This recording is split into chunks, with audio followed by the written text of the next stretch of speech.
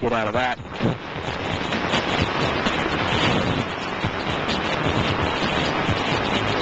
Jim briefly gets his footing, but another wave rushes over him and takes him on the ride of his life. It reached out and clipped me around the knees, and immediately I went down, and I'm going like, what the heck? Well, I'm traveling, I don't know, about 25 miles an hour on my butt. Jim struggles to regain control, but now he's just a passenger on nature's wild ride. It's cold fear because losing control and not having any mobility out there is a very scary feeling, and I've never felt that before.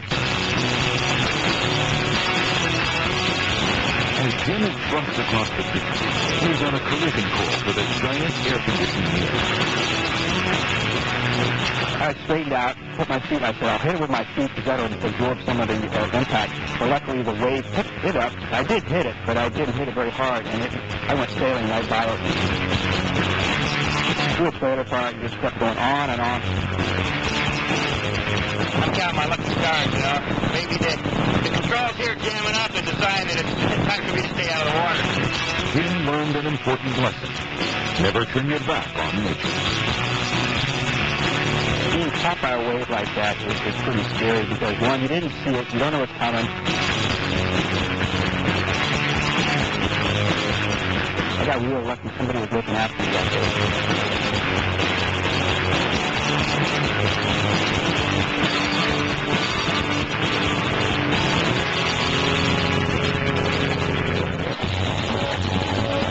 Annually in the United States, the odds of being struck by lightning are 1 in 240,000. But statistics don't mean much if you're one of those unlucky few. Josh Hughes and his family are vacationing in Yellowstone National Park, experiencing nature at its finest. Steaming geysers, thundering waterfalls, and beautiful vistas. I wanted to see Old Faithful up. It was like going to erupt in about 3 minutes. When they arrive at Old Faithful, most of the group heeds the storm warnings and heads for cover.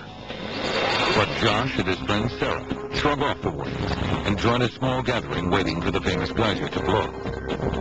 You could see the storm clouds rolling in, and I made the comment off the top of my head that more people probably got hurt by lightning in the park every year than they did the wild animals. So we went out into the visitor center because of the storm, and I'm not sure if Josh and Sarah heard the warning. It was storming way out in the background, and then out of nowhere, there was a big old bolt. A bolt of lightning makes a direct hit on the young boy. The brilliant flash of lightning was gone in an instant, and most people think it was just a close call. We heard somebody say that someone had gotten struck by lightning. We immediately thought of how Sarah came running in to tell us that it was Josh. The lightning bolt hit Josh on the top of his shoulder, pulsed through his body, and exited out his right leg, melting his pants. Pretty cool. Melted him. And knocking him unconscious. It stopped my heart, and I wasn't breathing, so I was in cardiac arrest. The electrical charge acts like a defibrillator, and that the heart starts either in an erratic motion or that it stops completely. My husband and I ran out to him, and my first thoughts were, I got to pray for my son. So we're already doing CPR, the help rangers, and there's a doctor and a nurse practitioner, they would always start with the CPR. Josh's heart jumps back to life, and he is rushed to the hospital, but awakens with no idea about what happened. The last thing I remember was eating lunch, and the first thing I remember was waking up in the hospital. I said, Josh, do you know what happened? And he still had the teasing on him. Shook his eyes to say no, and I said, well, you got struck by lightning, and he just had this look on his face like, I was kidding.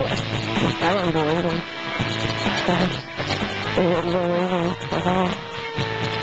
But then I felt my leg, and my leg had a huge hole in it, and my shoulder was burnt up.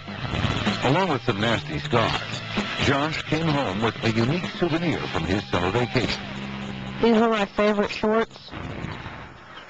They got a big hole in them now. swim these when I got struck. Melted them. It's pretty amazing. As you can start to laughing.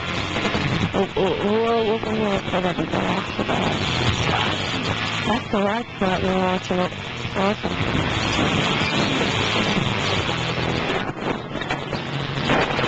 When we return with full force nature, a surprise storm catches climbers on a 3,000-foot sheer wall. And later, a blinding dust storm swallows a highway in Arizona.